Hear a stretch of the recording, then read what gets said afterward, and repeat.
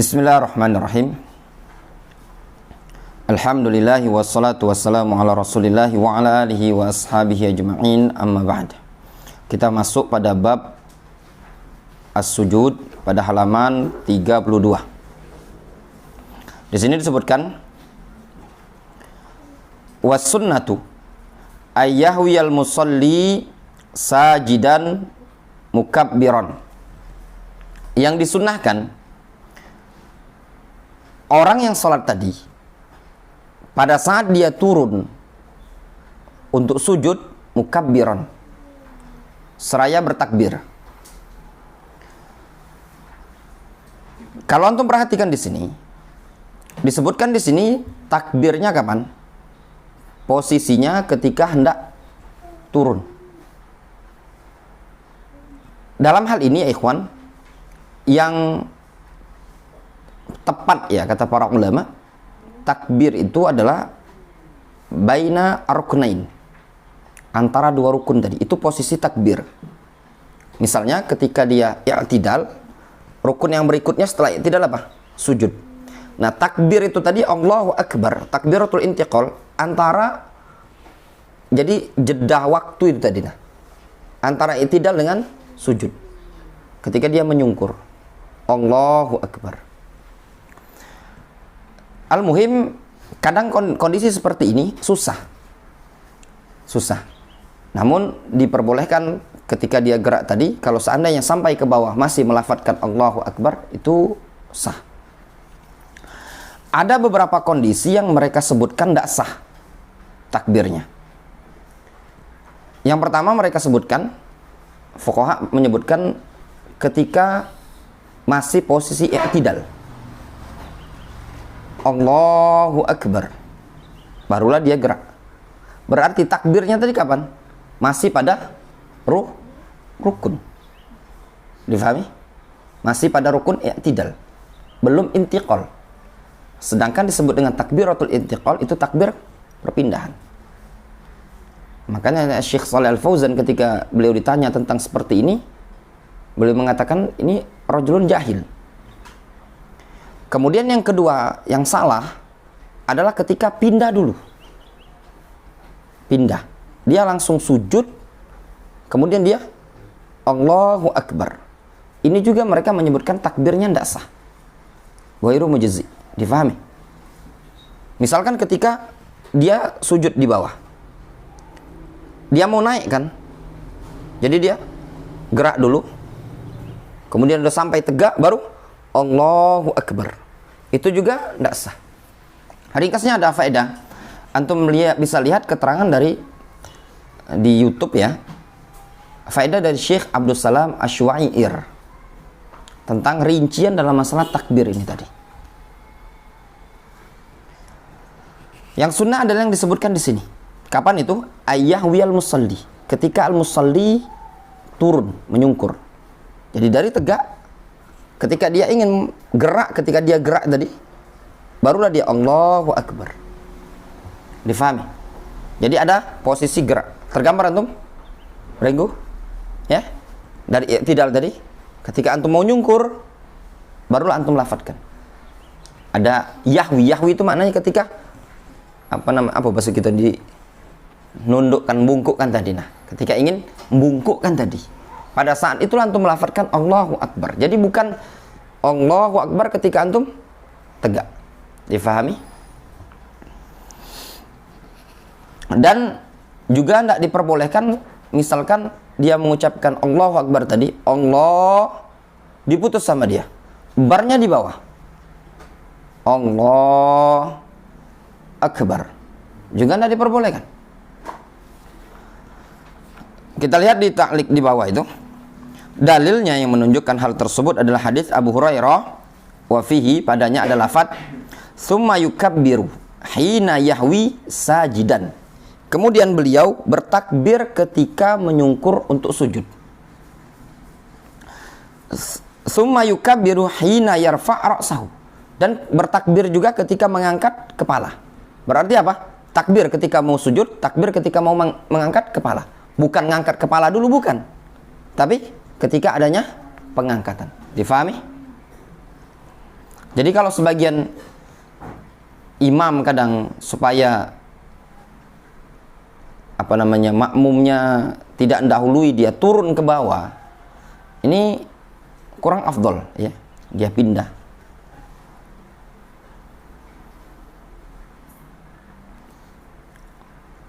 Kemudian di sini disebutkan famin akhta'i ba'dil a'immah, termasuk kesalahan ba'dul a'immah, maddus saut bit takbir, memanjangkan suara ketika takbir, min hinil inhina, ketika dimulai dari inhina, ketika bungkuk, ila ayyadha'a jabhatahu fis sujud, sampai dia meletakkan jidat ke tempat sujud. Faham gambaran tadi? Allahu Akbar. Tidak perlu. Dikarenakan sebenarnya pada hakikatnya takbir tadi bukan dari i'tidal atau ketika mau menyungkur sampai ke tempat sujud, bukan. Tapi sebenarnya posisi takbir itu baina ruknain. Difahami? Antara dua rukun. Itu sebenarnya yang afdol dan yang sunnah. Difahami? Faham ya? Baina ruknain tadi sebelum pindah ke sebelum sujud tapi sudah lewat i'tidal. Difahami? Kalau ini gambarnya seperti ini ya. Dia udah membungkuk seperti ini tapi belum sujud. Barnya tadi sebenarnya belum terjatuh pada sujud. Difahami? Baina ruknain. Kemudian disebutkan was sunnah ayyahwiyal musalli ala yadayhi qabla rukbatayhi. Yang sunnah, orang yang sholat tersebut adalah dia menurunkan kedua tangannya sebelum kedua lututnya. Maknanya tangan dulu yang diturunkan, baru lutut. Tergambar antum? Ya. Jadi tangannya ditempelkan duluan, baru lutut. Li zahiri hadis Al-Barra ibni Azib, berdasarkan hadis Al-Barra ibnu Azib, beliau menceritakan, kana Rasulullah SAW idza qala sami'allahu liman hamidah, dulu Rasul tatkala beliau mengucapkan sami'allahu liman hamidah, lam yanhani ahadun minna dhahrahu. Antum perhatikan pada lafaz lam yanhani ahadun minna dhahrahu. Kata Al-Barra ibnu Azib, tidak ada seorang pun dari kalangan kami membungkukkan kepala, membungkukkan tulang punggung ya. Inhina itu membungkukkan, dhahar itu tulang punggung. Tidak ada yang membungkukkan tulang punggungnya. Hatta yaqa'an nabiyyu sallallahu alaihi wasallam sajidan, sampai Nabi sallallahu alaihi wasallam nyungkur sujud. Tsumma naqa'u sujudan ba'dahu, barulah kami menyungkur sujud setelah beliau. Kalau kita perhatikan di sini ikhwan, kira-kira inhina, membungkukkan, inhina itu maknanya membungkuk. Kalau antum praktekkan, posisi mana yang paling mendekati ke bungkuk? Dahulukan tangan apa dahulukan lutut? Kira-kira Ringgo? Tangan. Kalau antum dahulukan lutut, itu tidak kelihatan bungkuknya, punggungnya antum. Coba buktikanlah. Coba tegak antum. Coba kalau seandainya antum ingin sujud tapi antum dahulukan kaki, lutut. Nah, posisinya tadi kan. Antum pelan-pelan, coba ulangi lagi. Antum pelan-pelan. Dahulukan lutut. Nah, dia tidak ada ini. Nah, coba antum dahulukan lutut nah kan. Nah, bungkuk kan? Bungkuk. Yang lebih mendekati akrab ilal inhina, yaitu dahulukan kedua tangan. Difahami? Ya. Maka kalau mendahulukan kedua tangan tadi, posisi punggung ini lebih inhina, lebih bungkuk. Difahami? Faedah yang kedua yang bisa diambil dalam hadis ini, mereka para sahabat, kata Al-Barra ibnu Azib, tidak ada yang sujud. Lam yanhani, tidak ada seseorang pun di kalangan kami yang membungkukkan punggungnya. Sampai kapan? Sampai Rasul sujud dulu. Kemudian tsumma naqa'u sujudan ba'dahu, barulah kami sujud setelah Rasul. Apa yang antum fahami di sini? Berarti yang disunnahkan bagi makmum jangan sujud sampai melihat imam betul-betul sujud. Difahami? Jadi kalau antum lihat imam sudah sujud, barulah yang di belakang imam ini tadi sujud. Jangan barengi imam. Itu yang sunnah. Difahami? Lihat di keterangan di bawah itu. Disebutkan faedah dari Al-Imam An-Nawawi dalam syarah Sahih Muslim. Wa fi hadzal hadis, pada hadis ini kata Imam An-Nawawi, hadzal adab min adabis shalah. Ini adalah adab dari adab salat. Wa huwa, yaitu anna sunnah alla yanhani al-ma'mumu lis-sujud hatta yadha'al imamu jabhatahu 'alal ardi. Bahwasannya yang sunnah agar makmum tidak membungkuk untuk sujud sampai imam tadi meletakkan jidatnya ke lantai. Itu yang sunnah kata Imam An-Nawawi. Illa, kecuali ayyu'lam min halihi, kecuali kalau diketahui dari kebiasaan imam tadi, dari kondisi imam tadi, annahu law akhara ila hadzal had, kalau seandainya makmum tadi menunda, mengakhirkan sampai batasan seperti ini, la rafa'al imam minas sujud, niscaya imam akan bangkit dari sujud. Karena saking cepatnya. Kalau antum nunggu imam sujud, antum tidak bisa sujud berbarengan dengan imam, maka antum tinggalkan sunnah. Sujud berbarengan dengan imam hukumnya apa? Wajib. Inhina, menunggu imam sampai sujud baru kita sujud, hukumnya apa? Sunnah. Tatkala waktu tidak memungkinkan tabrakan dengan sunnah dan wajib, apa kaidahnya? Kuddima al-aujab, maka didahulukan yang lebih wajib. Kata Sa'di dalam Manzumah al-Qawaid Fiqhiyah, idza tazahama adadul masalihi yuqaddamul a'la minal masalihi. Apabila bertabrakan sekian banyak maslahat, maka didahulukan yang paling a'la, paling tinggi kemaslahatannya. Maslahatul wujub itu a'la minal maslahati min maslahatil mustahabbah. Qala, berkata Imam An-Nawawi, qala ashabuna, berkata ashabuna rahimahumullah ta'ala, semoga Allah merahmati mereka, yaitu ashab asy-Syafi'iyah. Fi hadzal hadis, pada hadis ini,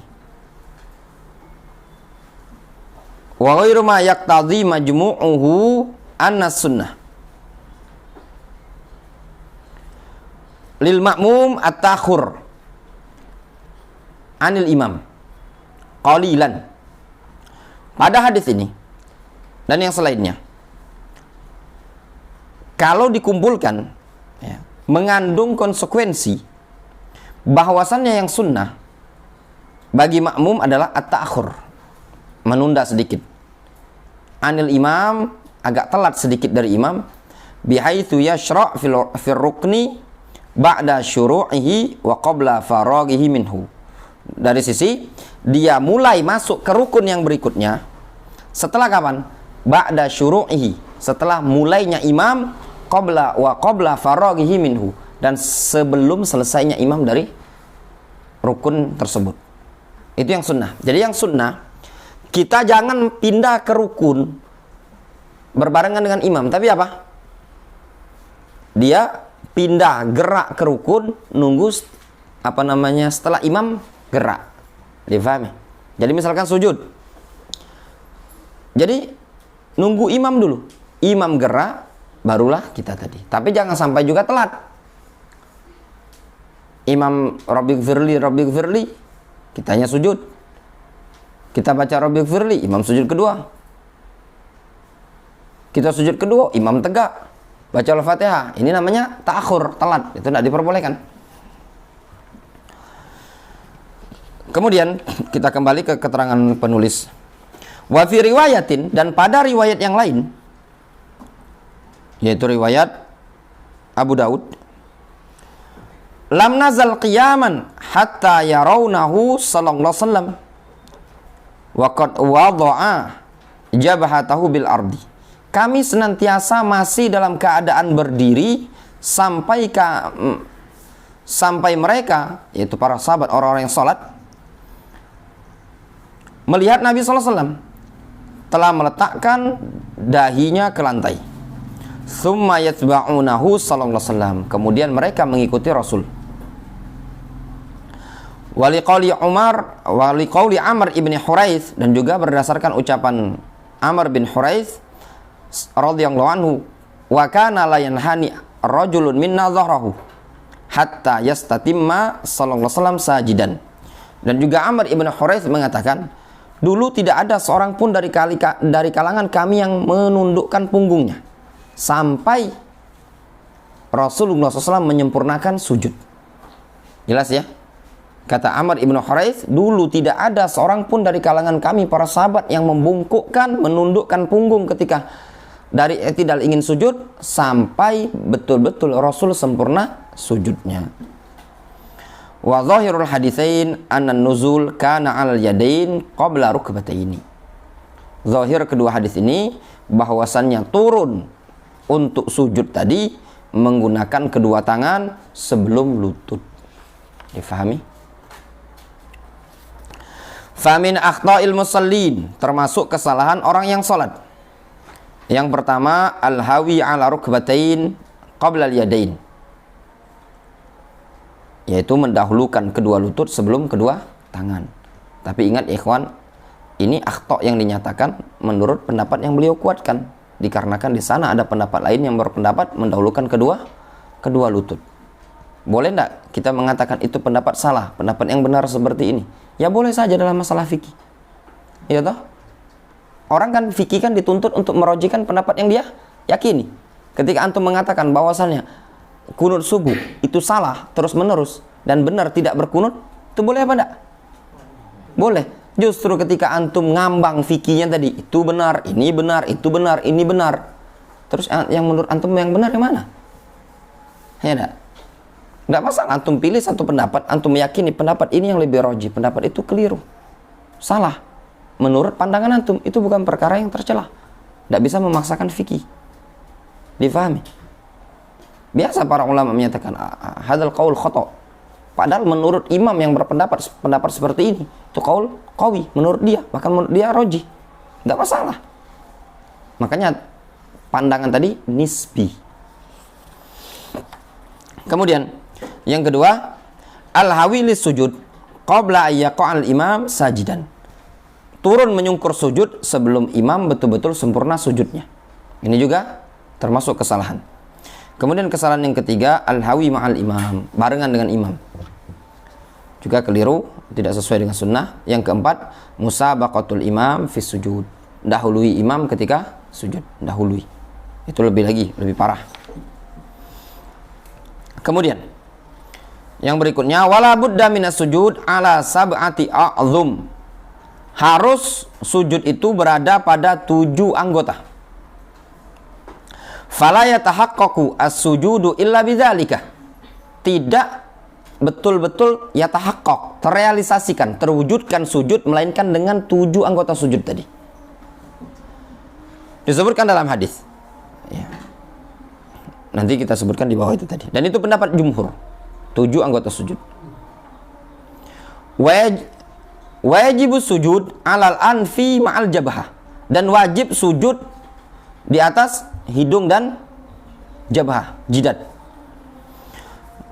Disebutkan di situ hadisnya dari Abdullah bin Abbas, Rasul mengatakan, umirtu an asjuda ala sab'ati a'zum, aku diperintahkan untuk sujud di atas 7 anggota sujud. Rasul menyebutkan apa? Secara lisan Rasul mengatakan alal jabhah. Beliau menyebutkan alal jabhah. Jabhah itu apa? Jidat, kening bahasa kita. Boleh lagi? Dahi, di atas dahi. Namun tangan beliau wa asyara biyadihi ala anfihi, tangan beliau mengisyaratkan ke hidung.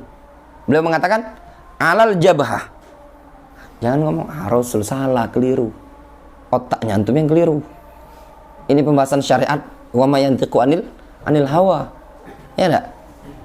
Nah, masa Rasul salah, Rasul ngomong jidat, tangan nunjuk Ini khotok, Rasul kesalahan. Nah, itu namanya otaknya kita yang salah.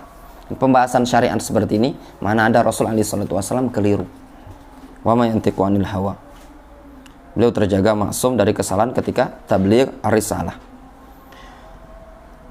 Wal yadain, kemudian lisan beliau menyebutkan apa? Kedua tangan. Wa rukbatain, kedua lutut. Wa atrafil qadamain, dan ujung jari jemari, kaki. Wa fi riwayatin lil Muslim, pada riwayat Muslim, al-jabhah.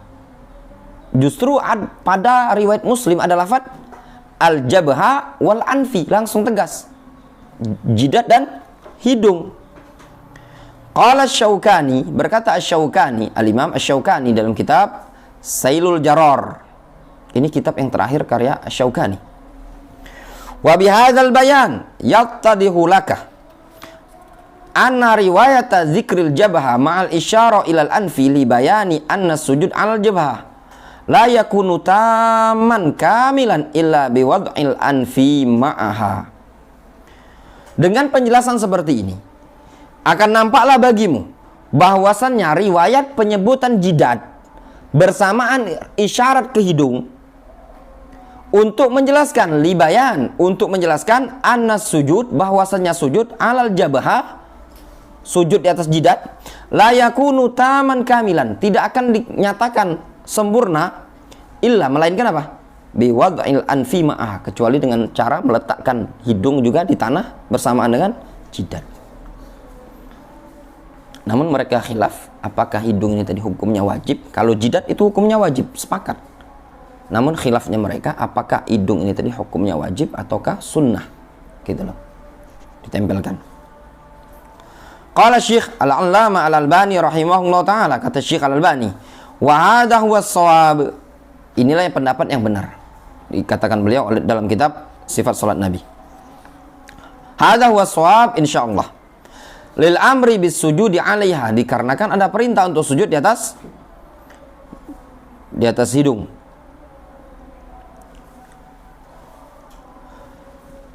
Wa man idda'a, barang siapa yang mengaku, mengklaim annal amra bi khususil anfi lil istihbab lalil wujub, bahwasannya kekhususan hidung tadi, perintah mengkhususkan hidung itu cuma menunjukkan sunnah, bukan untuk menunjukkan wajib, fahuwa mukhalifun li dhahiril hadis, maka orang tersebut menyelisih zahir hadis. Intinya Syekh Al-Albani berpendapat apa? Hidung tadi disentuhkan hukumnya wajib. Wa mutalabun bid dalil, mutalab, dia dituntut untuk mendatangkan dalil, wa anna lahu dzalik, dan dari mana dia mendapatkan hal tersebut. Ya.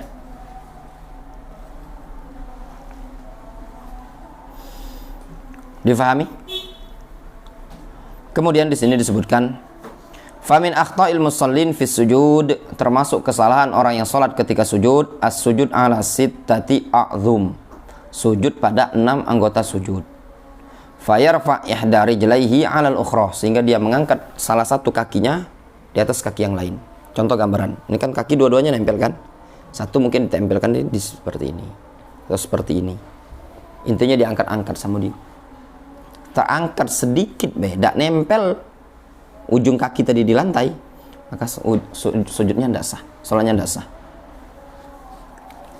Kemudian yang kedua, as-sujud ala khamsati a'zum, sujud pada 7 anggota sujud. Fayarfa kilta rijlaihi, yaitu dia mengangkat kedua kakinya. Antum pernah lihat sujud yang video anak kecil, pernah lihat ya? Yang sujud seperti itu jelas dipastikan tidak sah, dan termasuk main-main dalam sholat itu tidak diperbolehkan.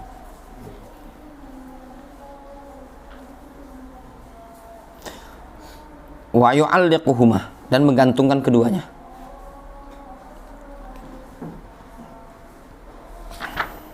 Panjang ya.